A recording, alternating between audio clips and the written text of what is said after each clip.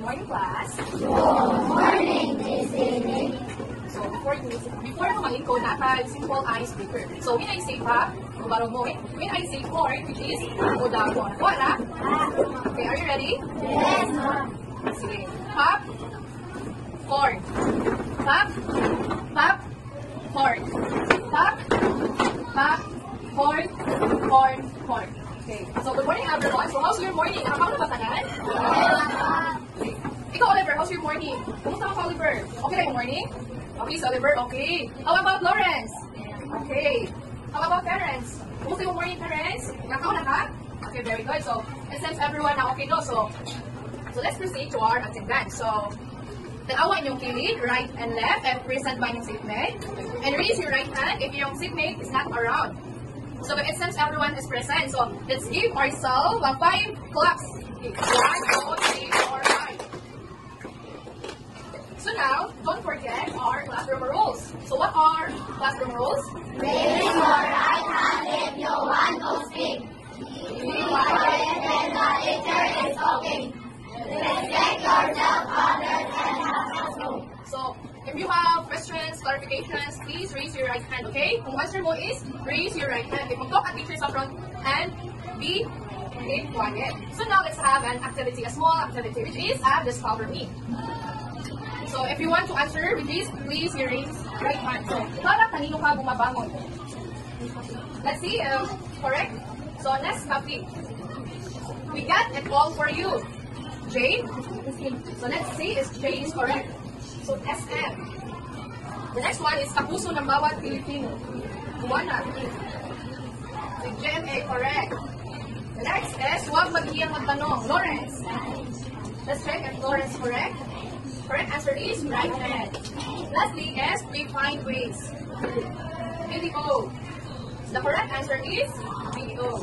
So, based in our activity, kung sa may nakita siya ang activity na 20%. Kung sa may Lawrence, propaganda. What else? Advertisement. Sa paman, propaganda, advertisement, pahinungdog. So, asa mo makakita ang pahinungdog ni Kai? Sa TV? What else? Sa phone? Sa Facebook? Sa TikTok? Sa YouTube. So, now let's talk about propaganda techniques and advertising. So, what is propaganda? Everyone, please read. Propaganda is information that is based on results in such a way that it misleads the target individual in order to motivate them to think or act a certain way. So, ang propaganda ay is the information that is biased or is used in such a way that misleads and targets an individual. Which is, ang propaganda is motivate siya, motivating them not to, para kamubay ka silang mga products or something na kung sila di pala ba si Christy, ganyan ta. Kung salita, motivate ka, mag-convince sila, kaya convince sa mga people na tubay. Muna ang use sa propaganda. And propaganda in advertising is just the same. It is a purposeful presentation of information in a way that influences how a consumer or potential consumer sees the product or service and how they act, think, or feel as a result. Sa kuno na ang propaganda is sumagal ng information, motivate siya nato as a people, and influence siya sa customer. So, there are 7 techniques and propaganda.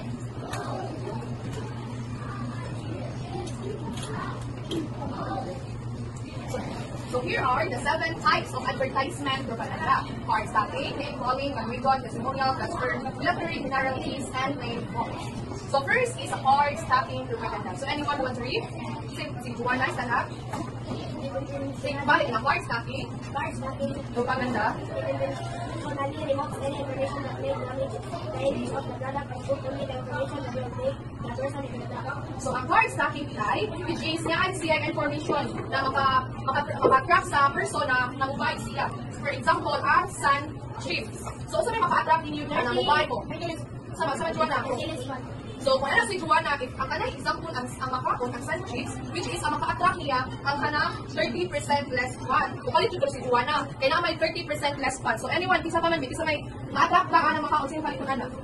Kisa man, less salt. Nasa niya ko, less salt than you think. So, this ad that portrays why the product is healthy. It implies the sun chips are better than regular chips because they contain 30% less fat. So, nakuha na? Okay. The next example is Mr. Clean Budget Eraser. So, ang maka-attract din na ito, it is na siya ay 50% stronger to last longer. Nakuha na kung sa card stocking. Okay. So, now let's proceed the name following propaganda. Isa may ginakabasa dali. Si Lawrence. It uses delivery labels. So, ang name calling di which is na siya negative opinion and impression to the rival product. For example, ang kanadya, how do you like your chicken noodle? So, with MSG or without MSG? So, ako napili ko, so ngayong MSG sa ato ang body is amazing, which is, hindi siya healthy sa ato ang body. So, which is, na siya negative na information niya, which is, akala, with MSG. So, kamo kung siyang pili o, akala, with MSG or without MSG? Without. So, ano man without the I? Okay, well, I can see. See, which is ang MSG, which is bad for your health. Then, ang name calling, which is na siya negative information. So, sakto no, negative pa ni siya ang MSG. Nakuha na? So, the next one is one. So, it intentionally makes the person feel to be left out. So, feel na mula siya sa group. For example, is ang Colgate na Oral B. The Colgate na Oral B, it is from the Australia. This advertisement is obviously targeted towards Australia. So, do you feel left out? Ikaw tada, ano malip out man? Bumalit ka, ano malip out man ta? Kasi, kailangan country ang Colgate. So, di mo mapalit ka ng Oral B. Mapalit mo dili. Mapalit ba? Mura mo, malip out. Ang utang sa Oral B, which is nasa Australia, from Australia, ang mapalit ka sa kanya kay mga Australians. Nakuha na? Which is dito sa Philippines, which is malip out ka, kailangan ko dito na may name na Australians. Nakuha na? Nakuha na, everyone? Yeah. The next one is testimonial propaganda. So everyone please read. Testimonial propaganda. If your influencers from the personalities or authoritative figures or other experts can help to convince people. So, ang testimonial propaganda which is mo-convince siya sa people. For example, kanang proactive is a class, a game changer, ang kanang sabon ni Adam, divine has a great skin. So, kung pa mo na siya na kanang sabon which is, mo skin ay inyong mo whitening skin na siya, mo puting mo panit, mo yung mga acne, mo pimples. So, gano'n mo ba, dili? Kailangan. Ano yung mo palit? Ay, kailangan si Oliver by 1 take 1 daw. Ako, kung yes ano, ay, ang cellphone na Oliver kay by 1 take 1, mo palit siya kay whitening man daw. So, ang okay sa ano, ang by 1 take 1 kay convince people na sa siya, naran si Oliver. So, kung na sabon, mo buy or dili? Kay why man mo buy? So, kanang importante ako man na mo white yung skin, yung acne mo, yung pimples, which is, convince siya sa people na mo buy, anak na sabon. Ako, ala? Muna ang testimonial propaganda. The next one is transfer. So, ang kanang transfer propaganda, which is, mukuan sa siya, like, in this, kanang, for example, ang kanang, mo encourage siya. For example, ang kanang example yan ako, which is, when you ride alone, you ride with heckler. Join a car sharing a club today. So, kanang in this way, the viewer is encouraged to join a car sharing club. If you're riding in a car alone, it is if you have a heckler in car with you and no one wants that. Sabay ka lang anak, eh. Masaman, kasi mo drive ka na ikaw lang usa or nasa Hitler. Pagkala si Oliver nasa Hitler daw. Anong bahang Hitler, Oliver? Sige, ganahan dili. Which is, muna ang transfer. Ano ako naka-transfer sa nasa na ang positive o negative niya. So, when you ride alone, you're riding Hitler, which is negative or dili?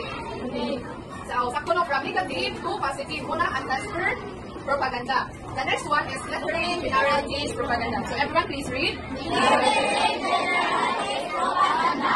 The lettering generalities technique makes use of fancy words that elicit a positive to influence a person's body decisions. So, ang lettering generalities propaganda, which is mo use siya ang fancy words to elicit a positive to influence a person to buy that product. For example, kanyang green Coca-Cola. So, iyang igamit na fancy word na ang lettering generalities, which is mugamit siya ang fancy word. Nakuha na? So, now let's proceed a plain false propaganda. So, everyone please read. Plain false propaganda. It uses ordinary or common people to endorse a product, whereas celebrating a decision maker or an influencer is trying to tell you to do something over the other. So, plain false propaganda ang use is a common people to endorse product. So, kaya ito mga sikat na celebrity mo na yung endorse sa product. For example, kana siya, Walmart, say my life better. So, what is an example of an ad making use of the plain false technique? So, isa man yung basa ka na. Well, because, isa man. See, everyone please read. Well, because the mother-child duo with a shopping cart is a perfect example of regular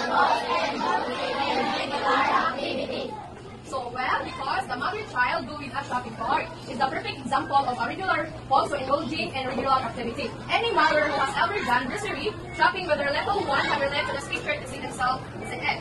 So, whether an advertiser make use of propaganda, commercials, or print or digital ad, among other things. So, they are using some sort of technique to manipulate you and influence your buying decision. So, this fact remains that say no matter which propaganda type you use, so be aware and be careful and choose wisely. So, kung mobile ka mo, which is consumer, di ba, ito last atong topic. So, as a consumer, which is mobile mo sa product, which is choose wisely. Nakuha na? So, what are the 7 types of advertisement?